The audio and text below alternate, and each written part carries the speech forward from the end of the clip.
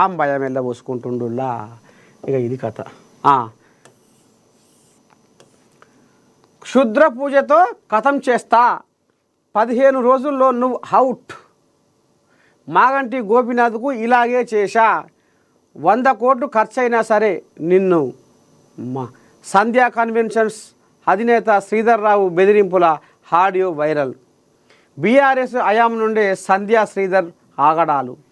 తీవ్రంగా మండిపడుతున్న మాగంటి గోపీనాథ్ అభిమానులు. ఇటీవల నుండి రమ్యశ్రీపై దాడి నేపథ్యంలో కేసు నమోదు. ఈరోజు శుక్రవారం నుండి పూజలు స్టార్ట్ చేసినా సరిగ్గా 15 రోజులు అంతే. మాగంటి గోపీనాథ్కు క్షుద్ర పూజలు చేసి కథం చేసినట్టుగా నిన్ను కూడా కథం చేస్తా అంటూ సంధ్యా కన్వెన్షన్స్ అధినేత శ్రీధర్ రావు వార్నింగ్ ఇచ్చారు.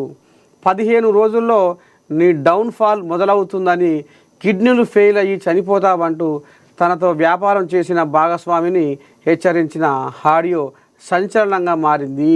వామ్మో, ఇదెక్కడి కథలు నాయనా. మూఢనమ్మకాలు, మంత్రాలు మూఢనమ్మకాలు, క్షుద్ర పూజలు మూఢనమ్మకాలు. అసలు మంత్రాలే ఉండయి. మంత్రాలు ఎక్కడివి? ఇంకా మనం ఏ యుగంలో ఉండము? సైన్స్ ఏం చెప్తుంది? మంత్రాలకు చింతకాయలు రాలుతాయా? ఎంత మనం అనుకుంటున్నాం ముచ్చట. అసలు ఈ మూఢనమ్మకాలను మనం నమ్మొద్దు. ఏకంగా పోలీసు వాళ్ళు ఊరూరు తిరిగి కళాజాతర పేరు మీద, ఈ మూఢనమ్మకాల పేరు మీద వాళ్ళు ప్రచారం కూడా చేస్తున్నారు. జనాలకు అవగాహన కూడా కల్పిస్తున్నారు. ఊర్ల పొంటి ఒకరిని ఒకరు, అరే ఫలానోడు మంత్రగాడు, ఫలానామే మంత్రాలు చేస్తుంది, గిట్లా కక్షలు పెట్టుకొని పగలు పెంచుకొని ఇక మరి ప్రాణాలు తీసుకునే కాడికి వస్తుంది కథ. కాబట్టి ఇట్లాంటివన్నీ కాదు, అసలు మంత్రాలే ఉండయి, ఇదంతా మూఢనమ్మకాలు. ఎందుకు మీరు ఈ రకంగా అనుమానం పెట్టుకొని మరి అట్లా భయంతో మీరు కాలం వెళ్ళదీస్తుర్రు? ఈ మంత్రాలు తంత్రాలు ఉండయి అనేది కూడా పోలీసు వాళ్ళు కళాజాతర పేరు మీద ఊరూరు తిరిగి జనాలకు అవగాహన కల్పించుకుంటా చైతన్యం తీసుకొస్తారు. ఇక మరి ఇప్పుడు క్షుద్ర పూజతో కథం చేస్తా, మాగంటి గోపీనాథ్ను క్షుద్ర పూజతో మంత్రాలతోటి నేను కథం పట్టించిన, నేల పట్టించిన, ఆయన పేరు మాసిపోతట్టు చేసిన అని ఇక మరి ఒకటి సంధ్యా కన్వెన్షన్స్ అధినేత శ్రీధర్ రావు బెదిరింపుల ఆడియో ఒకటి వైరల్ సోషల్ మీడియాలో కోడై కూస్తుంది. మరి ఇది ఎట్లా, ఏంది, ఏం కథ, ఇది ఎట్లా బయటికి వచ్చే, ఈ ఎట్టడే సంగతి? దీని మీద మాగంటి గోపీనాథ్ అభిమానులు కూడా మరి ఐసీకి తైసి అని ఎగురుతుర్రు. రేపు ఇంకా ఏం జరగబోతుంది? మరి ఈ ఆడియో కలవరం మీద మరి పోలీసు వాళ్ళు కూడా ఏ రకంగా చర్య తీసుకుంటారో, అసలు ఇంకేం నడుస్తుంది ముందు అనేది చూద్దాం.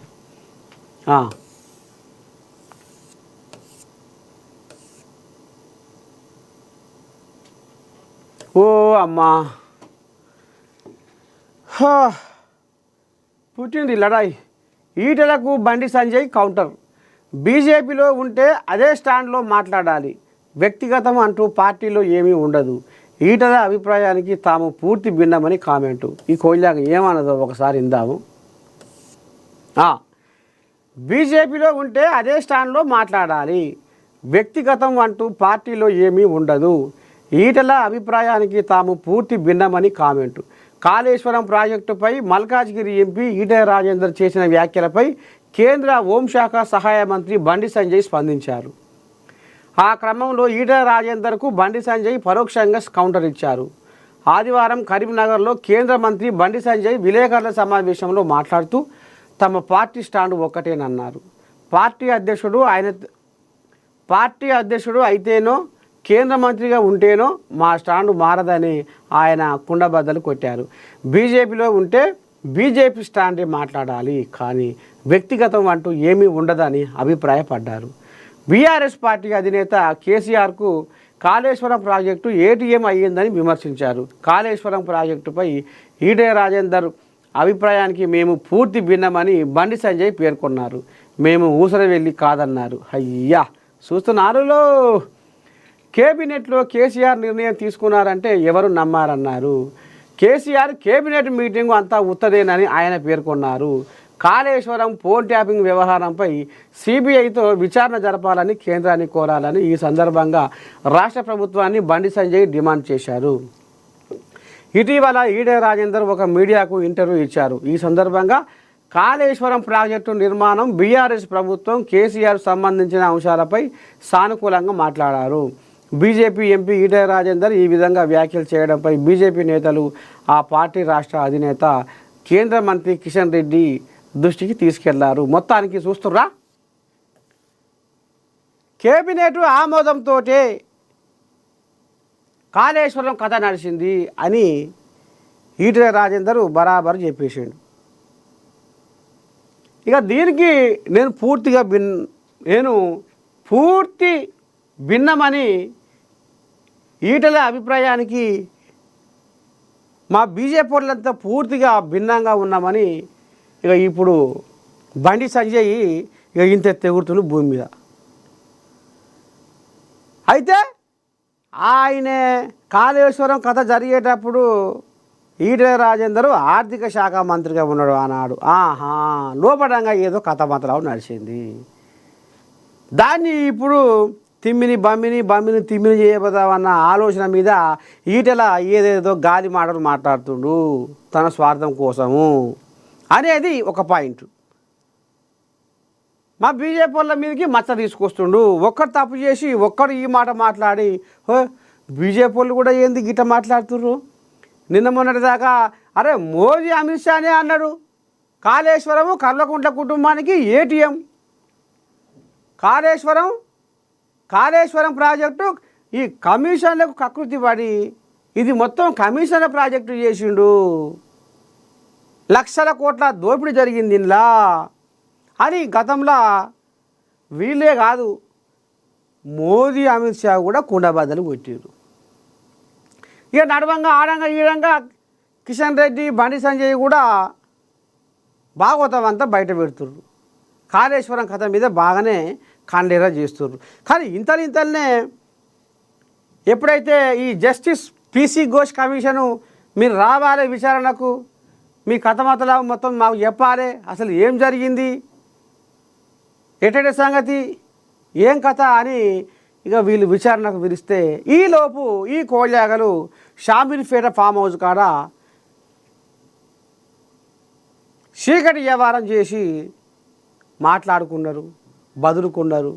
మరి ఎట చేద్దాము, రేపు బయట పడితే నీ గాలి పోతుంది, నా గాలి పోతుంది, నీ ఇజ్జతి పోతుంది, నా ఇజ్జతి పోతుంది. ఇప్పుడు నీ పార్టీ వేరైనా నా పార్టీ వేరైనా మనం ఇద్దరం ఒకటి, చెప్పు మీ మామకు అన్నట్టుగా వీళ్ళు షామీర్పేట ఫామ్ హౌస్లో హరీష్ రావు ఈటెల రాజేందర్ మాట్లాడుకొని బదులుకున్నట్టుగా మళ్ళీ అండనే కేసీరావయ్యకు ఫోన్ చేసి సార్ మేము గిదే మాట్లాడతాం, మీరు కూడా గిదే మాట్లాడాలి, అందరం ఒకే మాట మీద ఉండాలి, మనం అధికారులకు సందియొద్దు, మనం మూడు తీర మాట్లాడితే ఇక ఎవరం బెరిచి కొడుతుంది, మన దొంగతనం బయటపడుతుంది అన్నట్టుగా ముగ్గురు బదులుకొని వ్యవహారం చేసుకోరు అనేది కాంగ్రెస్ కోల్యాగాలు కయ్యానికి కాలు దూవుతున్నాయి ఇప్పటికి కూడా. మరి ఇప్పుడు బండి సంజయ్ సొంత పార్టీ లీడరు బండి సంజయ్ ఎందుకని ఈటెల రాజయ్య గిట్ట మాట్లాడిన దానికి ఈయన ఎందుకు దాన్ని వంతవాణిగా చేస్తలేడు, బండి సంజయ్ ఎందుకని ఎదురుగోల పెట్టి ఎదురు మెండిస్తుండు అంటే ఇక లోపటంగా ఏదో కథ నడిచింది అనేది. నువ్వు ఒకరు చేయబట్టి ఒక కూలీలు చేయబట్టి ఇంటి ఎదురు వచ్చినట్టు ఈటెల రాజేందర్ ఒకరు చేయబట్టి మా పార్టీలో ఉన్నోళ్ళ పరుగు పోతుంది అనేది ఇప్పుడు బండి ఎగురుతుండు. అందుకనే బండి ఈటెలకు బగ్గా కౌంటర్ ఇచ్చిండు. ఇక ఇంట్లో ఇంకోటి ఏంటయ్యా అంటే బండికి ఇంకోటి ఏం పడ్డదంటే ఈ కోడిలాగా గతంలో అధ్యక్ష పదవి చేసినప్పుడు బాగానే బీజేపీని ప్రజా సంగ్రామ యాత్ర పేరు మీద బాగానే ఉర్రుతలు ఊగించిండు, జనాల్లోకి చొచ్చుకొని పోయిండు, పల్లె పల్లె తిరిగిండు, పంచాదులు కొట్లాటలు అయినా పోలీసు వాళ్ళ నిర్బంధాలను ఎదిరించుకుంటూ కోల్యాగ బాగానే ఎగిరి దుంకింది. బాగానే అధిష్టానం కళ్ళలో పడ్డది, అంత బాగానే కమ్మింది. కానీ అరే ఈ కోల్యాగ ఇటు శంగడ బింగడ ఎగిరితే బాగుండదని ఈ కోల్యాగని లోపడంగా తోక కత్తిరించిర్రు, మళ్ళీ పండుకోబెట్టి జోలపాట వాడిర్రు. అయితే ఇప్పుడు మళ్ళీ నాకు అధ్యక్ష పదవి కావాలి అనేది కూడా ఈ కోల్యాగ కడుపులో ఉంది. అయితే ఇప్పుడు నేను సీనియర్ను, నేను అనుభవం ఉన్న లీడర్ను, రాబోయే రోజుల్లో అధ్యక్ష పదవి నాకే కావాలి అనేది ఇప్పుడు ఈటలకు బిర్రగా గుండెలా నాటకపోయింది.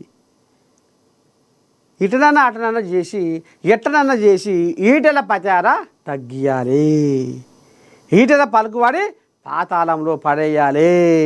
అప్పుడు నా పేరు జప్పున ఇగో ఇట్లా వేస్తుంది అని ఇప్పుడు ఈ బండి ఎద్దుకు కూడా జర్రంతా మనసులో పడ్డట్టుగా సోషల్ మీడియా కోడై కూస్తుంది. ఇది కథ, అసలు కథ ఇది.